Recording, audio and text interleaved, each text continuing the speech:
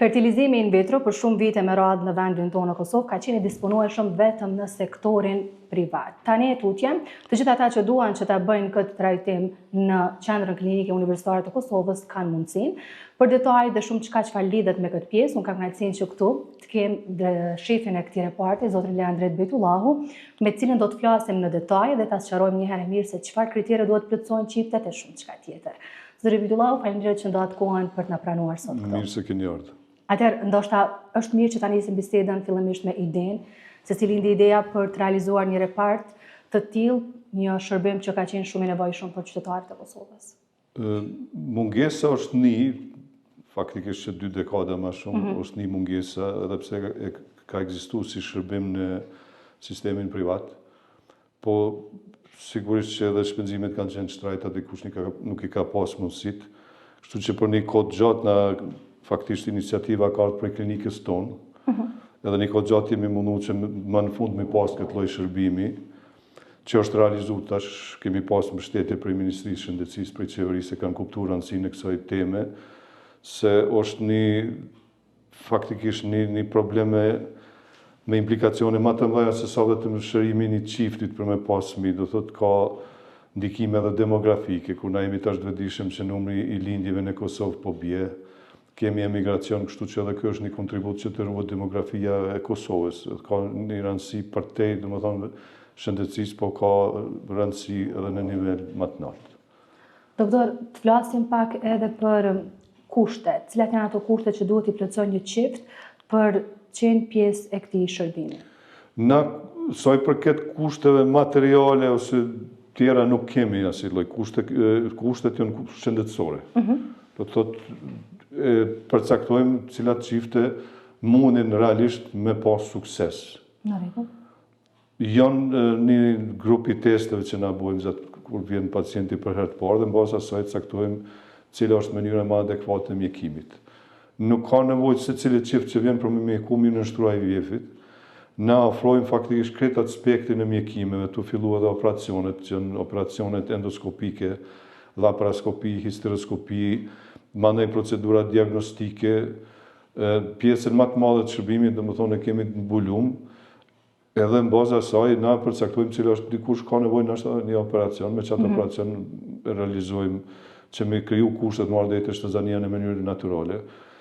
Ai numri i pacientëve të cilët duhet të nështrohet in vitro fertilizimit, janë disa kritere, fatkeqësisht mosha të femnat është një kufizues të femnat e konfjala, fatkeqësisht. Këtu po lidhna tash me suksesin in vitro fertilizimit, me shpjegu pse është mosha me rëndësi, dhe pse mosha është tregues më i saktë se sa dhe krejt hormonet, analizat të femnat që i bojnë. Suksesi real i IVF-it jam tu përsërit për disa të në për intervista, suksesi real i in vitro fertilizimit është me lind një fëmijë gjallë. Tashti unë nuk muj se hupim shumë komjanisë me çdo kategori, çdo moshë, sa është suksesi, po ju tregoj kështu që në moshat 35 vjet, tu fillu pjesa që sa më re femna suksesi më i madh, mandej vjen tu zhvullu, po si faktikisht grup moshës prej 20 deri në 35 vjet është mbi 45%. Kur ta mrin moshën 40 vjeçare, kjo fillon me një rapide me suksesi, kështu në moshën 44 vjeçare, 45, suksesi in vitro fertilizimit bjen në 1%. Për këtë arsye është e domosdoshme që të ketë një kufizim të moshës. Edhe këtë kufizim aplikohen në gjitha vendet e zhvilluara, në vendet evropiane, në ato i marrim si lloj pikë krahasuese, protokollet e tyre, përvojat e tyre. Për shkak që na kemi një situatë specifike, jemi shumë të vetëdijshëm që pacientat ose kanë tentu, kanë dështu me pas sukses me in vitro fertilizim, ose nuk i kanë pas kushtet. Në fillim jemi shumë fleksibil sa i përket moshës, derisa është e arsyeshme, se na nuk mundim tash me organizu këto në atë formë që i bëjmë 100 mos po na ketë sukses një. Po mundohemi me qenë sa më fleksibil varësisht për kushteve individuale. Në disa raste tentojmë edhe stimulimin me po çysh po reagon pacientja dhe a mujmë me vazhdu me që procedurën deri në fund, ose nëse nuk reagon e kuptojmë që për këtë grup mosh mbi 42 vjet në të ardhmen, sidomos për mbi 45 vjet, Na e kemi para pa që të kryet in vitro fertilizimi me donacion. Quhet in vitro fertilizim heterolog. Do të thotë qelizat janë ose nga ana mashkullit ose nga ana e femrës, po personave tjerë, jo të çiftit. Do thotë që një femër moshë më të shtyme mund me kry in vitro fertilizimin me qelizat një femre më të re. Për momentin na nuk kemi qeliza deponume, ekziston faktikisht është e parapame me ligj aty jam shumë në rrjedha se kom qenë njëri për atë komisioni që kemi bërë ligjin, i cili gjendet në kuvend dhe që sa kohë po dështon më votu. Aty është e parapamentarme që më kryo dhe banka qelizave, dhe ky grupi pacientave i cili nuk mundet me pas sukses me këto kushte me qelizat veta, që edhe aty ne me ju kryo mundësin. Doktore, pse kemi mungesë këtyre qelizave? Nuk ekziston si bankë qeliza, pritet më themelu banka qeliza, manaj dikush duhet me dhonë që ato qeliza. Kjo është, nuk është shumë krahasim adekvat, po për me kuptu për afërsisht qysh, merrni si shembull transfuzionin e gjakut, dhe pse është problematik krejt tjetër, po duhet mu themelu si institucion, duhet dikush me shku me dhonë. Tash këto qelizat reproduktive janë tjetër tematik, tjetër problematik, po pak a shumë që ky është sistemi që është funksionon. Edhe në atë rast kur kemi qasi qeliza, mujmë ofru pacientave. Po për momentin atë shërbim, kjo nuk varet për neve, varet kur ka mu realizu varësisht për ligjit e themelimit. Po këto po e tregoj që na realisht nuk kemi të mohu kërkuj mjekimin në bazë të moshës. Na jemi mjek, tu na nuk kemi marrë një kriter caktum që tu është mosha, që tu fillojmë, që tu ndërprejmë. Na si mjek bojmë rekomandim. Të ky pacient mjekimi bëhet në këtë mënyrë, ose të ky pacient duhet më bëhen në këtë mënyrën tjetër. Si shembull e mora dhe këto me qelizat donatore. Po nuk jemi tu këthy kërkon me thonë ti ki këtë moshë.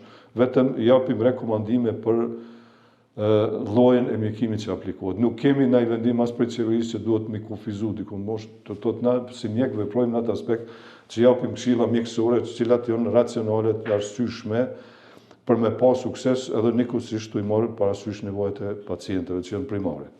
Deri më tani sa raste janë trajtuar me IVF? Një sqarim duhet me pas se reporti është hap ma herët, po janë premtu edhe barnat që do të realizohet, do të thotë komplet që jetë shërbimi falës. Këtu nuk ka kur gjomë shëftësisë edhe Ministria e Shëndetësisë ka dalë me komunikate, edhe unë e kom dalë në për intervista dhe kom tregu problematikën. Ka dështu tenderi për furnizim me barna, këtu kemi pas vonesa.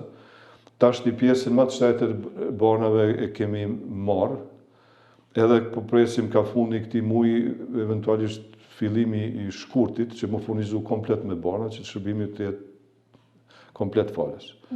Kështu që na kemi fillu si procedur shumë vonë, për shkak mungesës banave, dikun ka fundi nënorit, mandej dihet që kanë qenë dhe festat, kështu që numri është relativisht i vogël, në lajmëru një numër i pacientëve, cilët nuk kanë dashur me prit më gjatë dhe kanë vendosur për çat pjesën që është më vogël e banave, më të lira që vetë me shku mi siguru.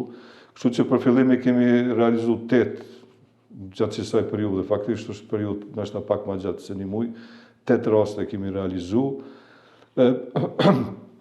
Prej tyne, të 2 kemi bo transfer, nuk kemi konfirmim të shtatzanisht, këto po tregoj haptas, po shumica pacientëve kanë embrionet e ngrine, edhe ato të cilat nuk kanë me stacione, kanë embrionet e ngrime, kështu që ato mujnë mu transferu erën tjetër përsëri. Këto mandej duhet më shpjegu që është procedura në përgjithësi, që me kuptu për çka jam të fol, çka është transferi, çka është ngrimja. Spori duhet me theksu që in vitro fertilizimi është një procedur, po i cila ka të inkorporuar disa intervenime, disa veprime që bëhen. Nuk është intervenim ditor, që marrë të mjeku mi caktu terminin edhe me kry. Procedura është ma gjatë. Fillon me, kur të lajmërohet pacienti, fillon me konsultim, fillon me diagnostifikim, me testet të ndryshme. Spori, që është edhe normale, është me identifiku ku është problemi. Pastaj varësisht prej problemit, propozohet edhe mënyra e mjekimit.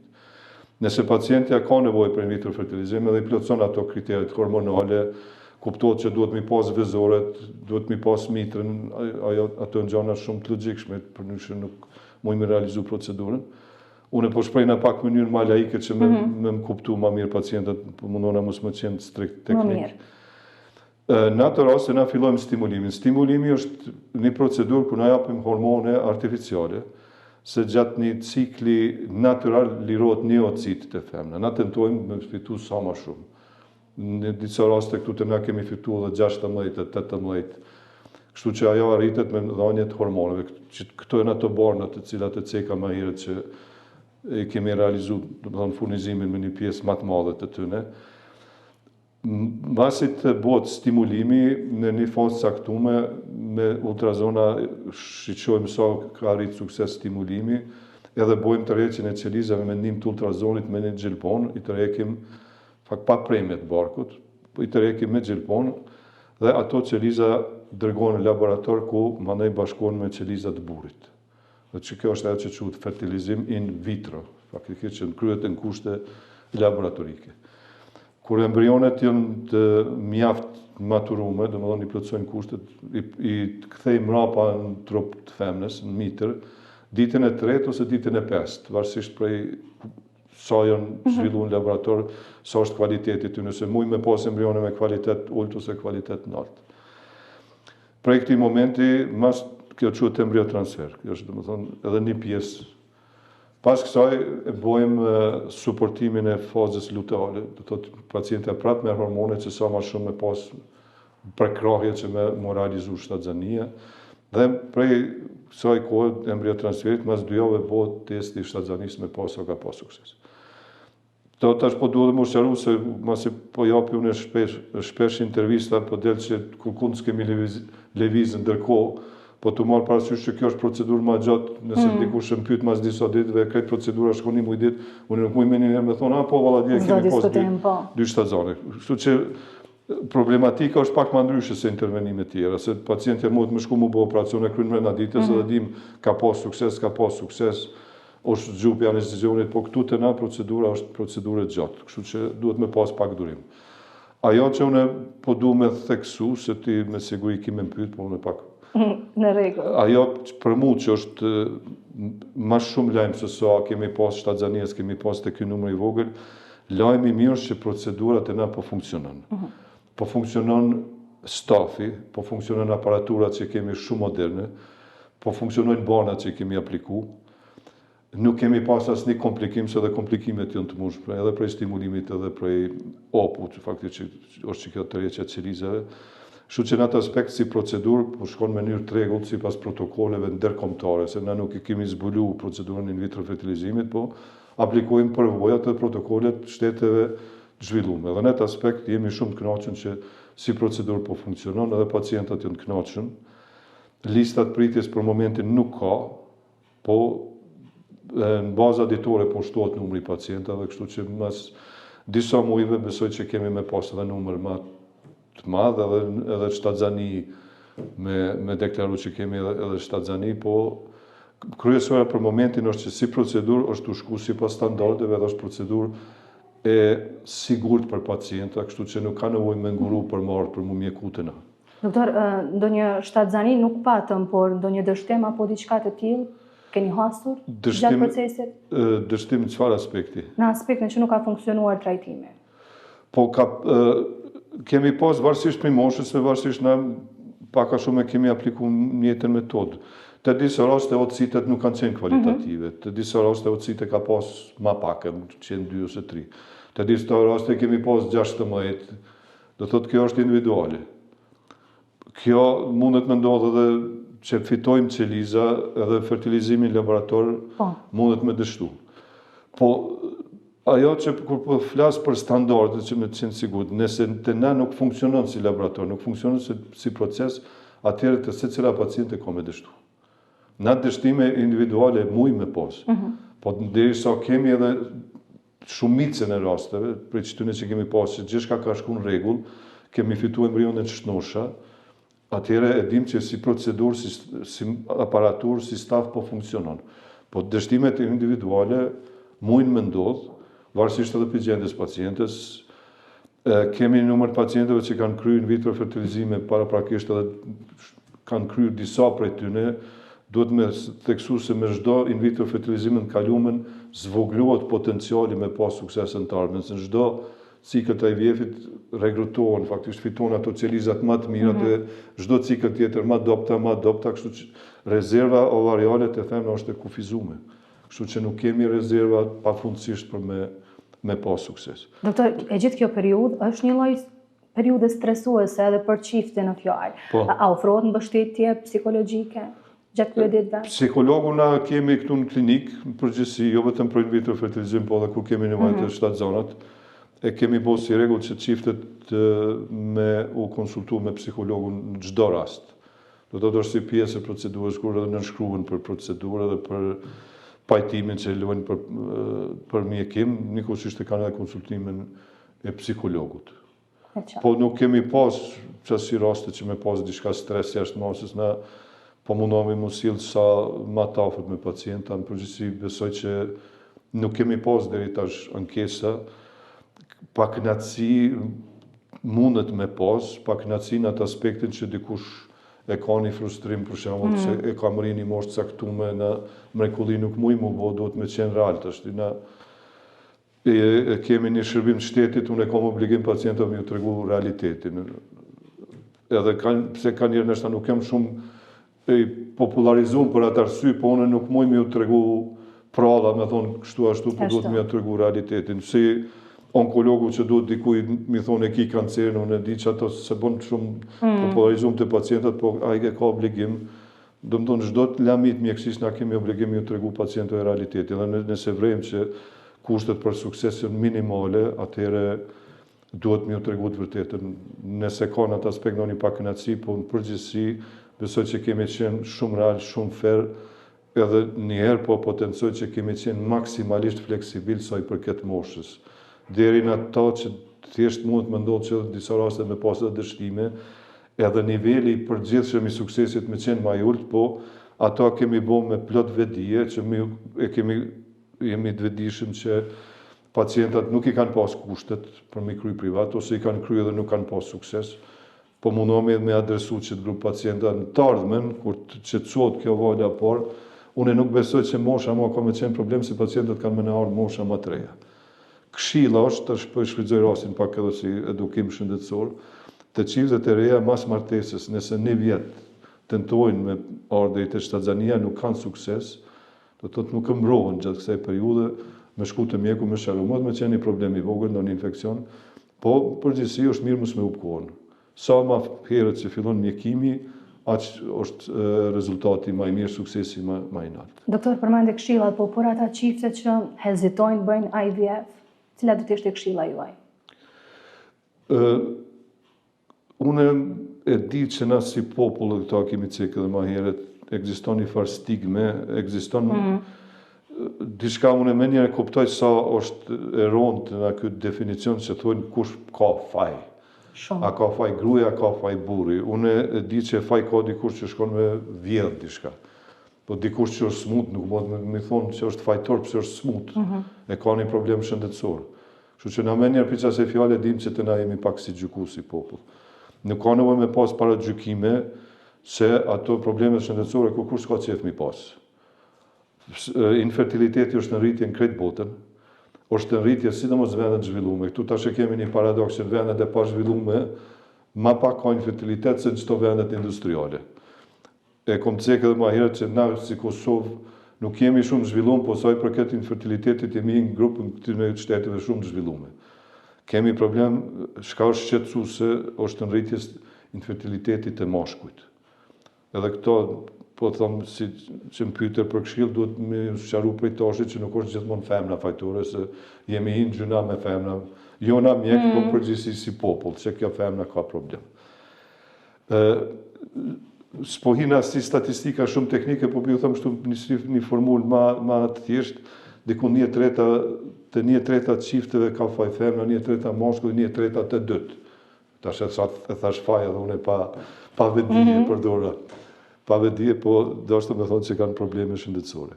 Kështu që në atë aspekt nuk duhet me nguru, duhet me bëj zgjidhje, sa më herë që bëj zgjidhja, procedura IVF-it nuk krijon fëmijë artificial. Fëmijët janë krejt natyral. Vetmi dallim për asaj natyrshmes është që vënd se më bo bashkimi në trup, bot jashtë trupit, që më rrit mundësia me ardhë deri te fertilizimi.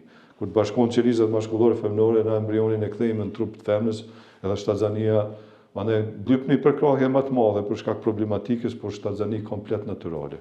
Kështu që në atë aspekt mos me pas gurime tash çfarë fëmijë pas na me bëhune se ko ka bo në laborator. Kjo është veç imitim i asaj që ka bo natyra, në veç që atë procedurë shkoj me lehtësu që aty ku asen probleme që mirit përqindjen e suksesit.